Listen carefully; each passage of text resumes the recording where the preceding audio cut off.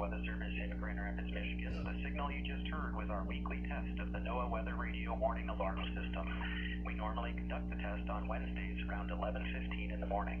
However, if there is a threat for severe weather on Wednesday, we will postpone the test until the next available good weather day. Be advised that weather conditions will affect the signal quality of the broadcast. We will activate the warning alarm tone for hazardous watches and warnings for the following counties. On 162.40 megahertz from Onondaga, those counties are Branch, Calhoun, Clinton, Eaton, Gratiot, Hillsdale, Ingham, Jackson, Livingston, and Shiawassee. On 162.425 megahertz from West Olive, those counties are Allegan, Muskegon, and Ottawa. On 162.475 megahertz from Hesperia, those counties are Muskegon, Newaygo, and Oceana. On 162.525 megahertz from Mount Pleasant, those counties are Clare, Gratiot, Isabella, Mecosta, Midland, Montcalm, and Osceola.